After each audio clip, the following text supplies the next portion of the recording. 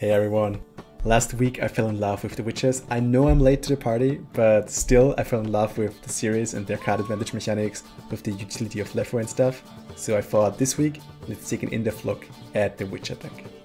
We'll discuss the defining cards and the synergies of the deck, how to approach the Mulligan, your game plan and your passing strategy. Then we do a quick matchup analysis and then we look at an example match. Tell me which deck you would like to see next down in the comments below and subscribe if you'd like to see more Homecoming deck guides. Let's go. The deck is called Witcher Power for a reason. It features 11 witches and the deck's thinning allows us to play almost all of them. Two cards benefit a lot from the witches, Vesimir Mentor and Ivo of Belhaven. Vesimir buffs all witches in the deck and end board by 1. And through Emhyr, we're able to double play him for a ton of value, boosting your Witcher trio by 50%. Having buffed units in your hand also helps the ability of Recruit, who reveals one card of your and your enemy's deck and buffs itself by 2 if yours is the higher one. Revealing a Witcher buffed by 2 typically activates this ability. Playing Ivo on the melee row enables his order ability, which deals 2 damage to an enemy. However, he gets 1 charge whenever a Witcher is played, so he has a lot of damage potential thanks to the many witches in our deck. My 2 favorite witches are Ciris and Ciris. Ciris goes back to your hand if you lost a round, and Ciris will draw your card after 4 turns have passed. Utilizing both cards at the right time, you're able to generate big card advantage. Ciris is best played when she gets your head point-wise, so the enemy is only left with 2 choices: passing and letting you win the round, or playing more and therefore giving you the card advantage. Ciris is best played after you baited out some locks or removal with other cards like Magna Division, Nausicaa Sergeant or even Ivo. Then we have the Witcher duo of Serit and Aux, which get additional effects when you have the other one in your hand. Serit deals 40 damage to an enemy, but with Aux in your hand the ability will upgrade to 5 damage. And 5 damage with a 5-point body, which is maybe boosted by 2 even through Vesimir, has quite a tempo play with the ability to deny an engine. Aux, on the other hand, locks an enemy, and if you have Serit on your hand, and will lock the unit and all its copies in deck or hand. This becomes useful against Revenants, for example. Geralt of Rivia destroys an enemy with more than 8 power, which is typically your finisher play against most decks. Having Last Say enables Geralt to find the best target guaranteed.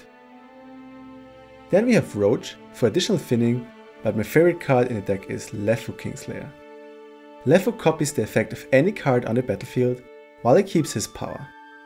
My favorite way to use Letho is to copy Ciris to draw 2 cards in round 3 to get double Last Say. In some matches, you can also play Letho on Ciris for additional available cards in round 3. Typically you want to do this when you are in control of round 2 and you are able to bleed your enemy. Depending on how the match goes, you may also want to copy Ivo, and they also have won some games by copying Nausicaa Sergeant and utilizing a lot of deploy effects afterwards. Since he's the most flexible card in the deck, assert the current situation and play him on the card that will give you the most value. Bronze-wise, we want to integrate locks through Alba, Armored Cavalry, and some removal through Alba Spearman, which deals additional damage if placed between soldiers. We also use our bronze cards to bait out removals, so our Ciris or Ivo have it easier to stick to the boards. Perfect for baiting are cards like Magna Divisions and Nausicaa Sergeant.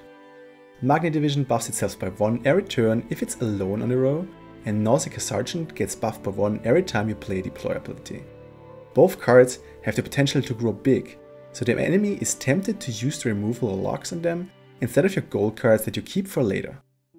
Spotters are filler cards to fill the remaining 4-point provision slots, and depending on the enemy deck they either get a lot or not a lot of value. They reveal a card in the enemy deck and buff themselves by its power, so typically their value is around 4, with the chance for a jackpot in the form of revealing Old Spear Tip or even Tibor. Last but not least we have Rod Tosser, which is another favorite card of mine.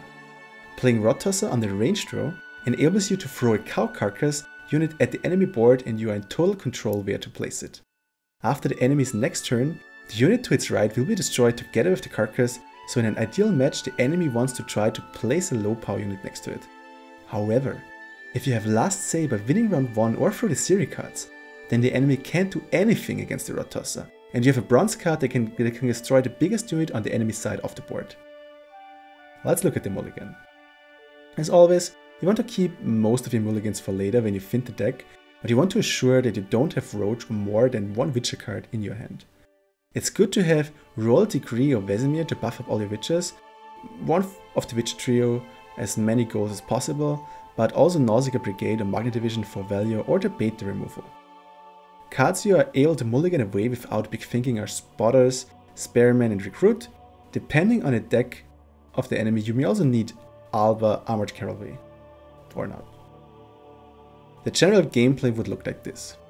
If you have Magnet Division, then always start the round with it to get the most value and to pressure your enemy to use locks or damage to get rid of it. Then play Nausicaa Sergeant into the other row before you open with your witcher cards.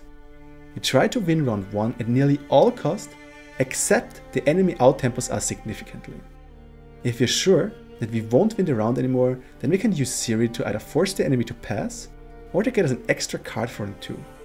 It is good to play Vesimir already in this round and use Emhyr to get the doubled effects. If you only draw him in a short round 3, then choose if Emhyr onto other cards would give you more value. Geralt of Rivia is a very good Emhyr target as well, for example. In round 3, keep your finishers like Rotossa and Geralt of Rivia, making the best out of cards like Ivo, and utilize Ciris Dash and Letho to play cards even after the enemy already has passed. Depending on the matchup, you want to go for a long round 3 or not, so let's quickly look at the most popular decks at the moment and what strategy you could apply against them. Woodland Giants. They have insane value in a short round 3, so go for a long one. Keep cards like Geralt and Rotossa as your finisher in round 3, and make the best of your engines like Nausicaa Sergeant and Magnet Division, since they run no removal. And since your enemy has nearly no way to interact with your side of the board, you are able to utilize your Ciris combos and Letho. Elf Control.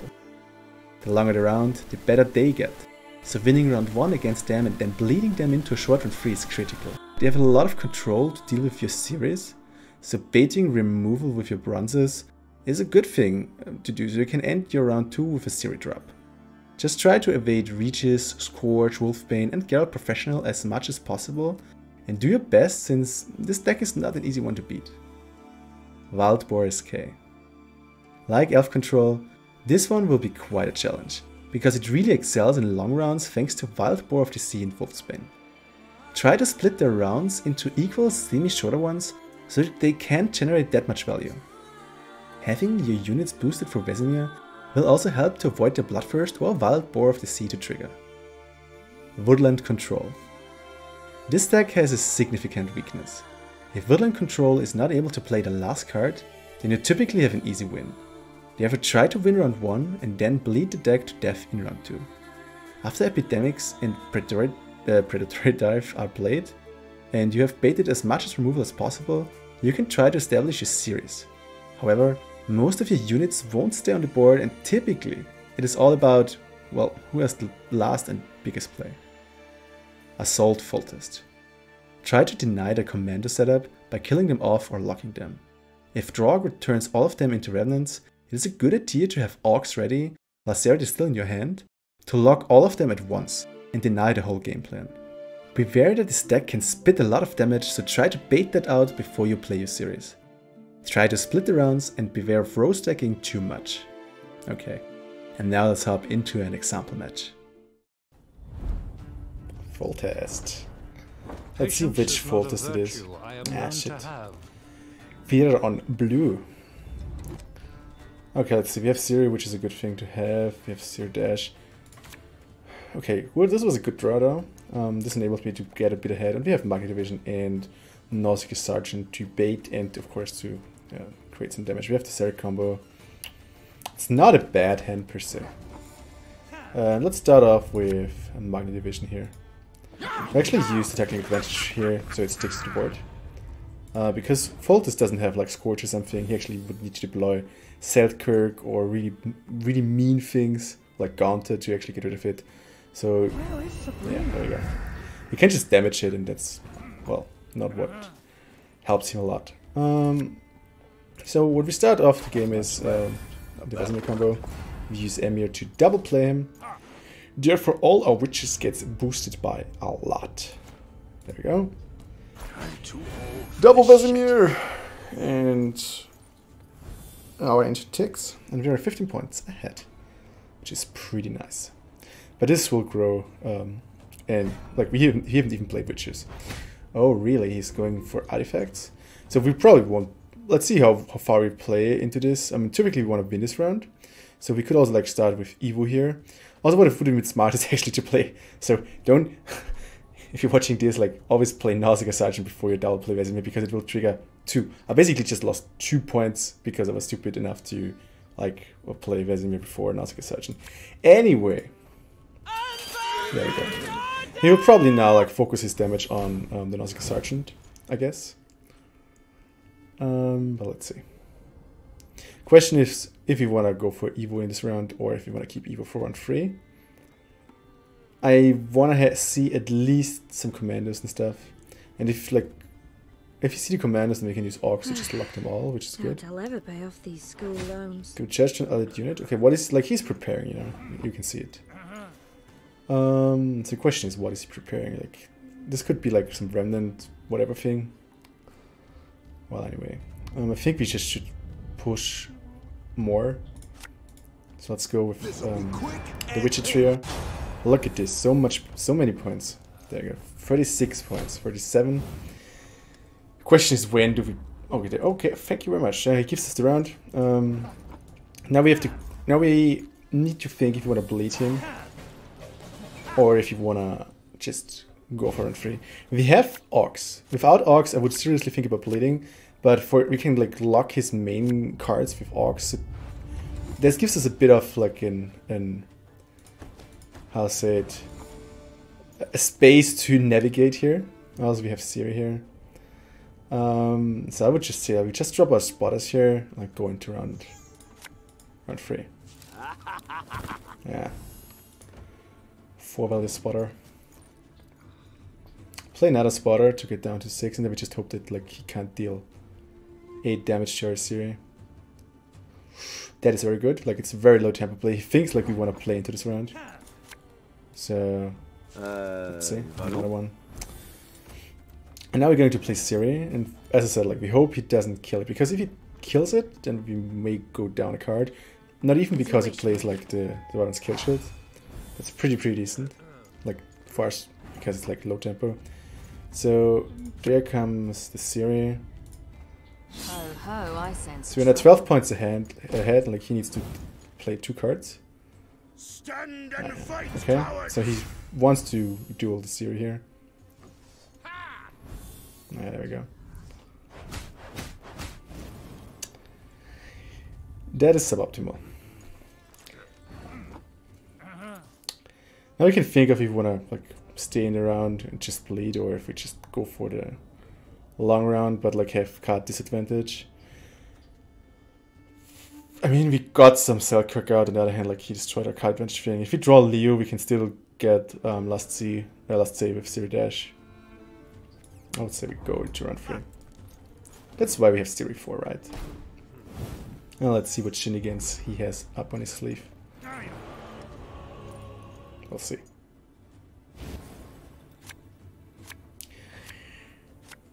Okay, Geralt, very good finisher. Ooh, not good finisher, but for this we need to have last say. So it's critical for us to draw Letho here, actually. Let's get rid of the Spearman. Oh, this is perfect, this gives us Letho. This is good, this is good, this is good. We have 2 locks now. I think we'll take it. Perfect. We already baited 1 removal. The other removal he probably has is like Gaunter or something. But other than that, I'm not sure like what else he can do except damaging our units to yeah. Let's just see if this survives here.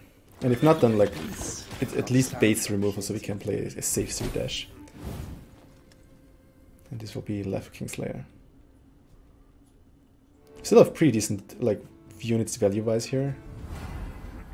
It's like an artifact Foltest deck, okay. Sure. I mean, we can't just play Ciris Dash now and like hope, but like the thing is, this is reactive. Oh, I can actually play Ivo. Ivo would actually be probably either it baits another removal, Or we can set it up for like the other witches, which is pretty decent because those are also reactive cards. Let's go with Ivo here. And let's see how he wants to get rid of it. Because if he doesn't get rid of it, this will find a lot of value as well. But I'd rather have him kill Ivo or Ivo than Ciris. Yeah, there we go. He can't even kill it, look at this. Nice. But this will give him seal, like another unit, maybe like Gaunter or something. Could lock it. But I mean, he probably doesn't even use remnants, right? It's like, I could just lock it with an cavalry. But then he probably uses a unit. Well, he can't boost it anyway, so question is, do we play Orcs now for the... Now we want to keep Orcs like for the remnant, so he will just die, I guess, now. Still. I'm going to lock this here. I want to have him use his Faultless for stuff like Gaunter. We could have like got 2 more value if he would have gone for Orcs or something. We could even have played Serid and then just like killed it off with Ivo. Stand and okay, he doesn't even want to get rid of it. There you go. Okay. So we're going to play Witcher now. Just, you know, we want to trigger the Ivo again. Ivo. Let's go with Siri Dash actually. Don't make me laugh. Pew pew. Well, let's see if he will kill it immediately, if he wants to save it for later, I don't know. Another Vis... Oh, okay, there's Uzigosa. That's actually a good luck target for me. I'm going to do this right now. Typically I would have played Letho now to get the, you know, in case he kills it, but I think like disabling the Visigosa is... Visigota is like more appropriate. Because this card can easily go out of hand. There's a lot of synergies with like stuff like Dandelion and so on. Now please don't kill the Syria. Okay, thank you. Because this enables me to go for the Letho. There we go. So, Letho incoming. There he is. Sadly, my Ivo is gone now, but hey. I'm coming for you. There we go. So this way now, like, we have, like, definitely get 2 cards, except he can kill off Ciris.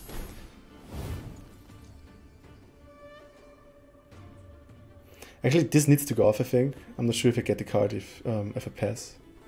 Like, because this will trigger after my last card. But it looks like this Synergy will go through, so it's fine. Okay, boost your units, I don't care. And this way we then at least can use a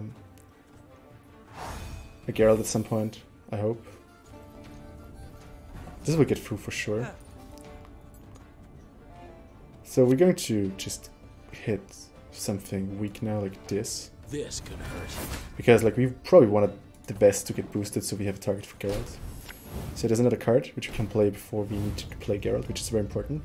We also have now Last Say, so this is very important for Ratassa. This card probably will find more value than Geralt at the moment. It really depends if we get a unit over 8. Okay, forfeit's coming right there. Don't forget to write me which deck you would like to see next down in the comments below.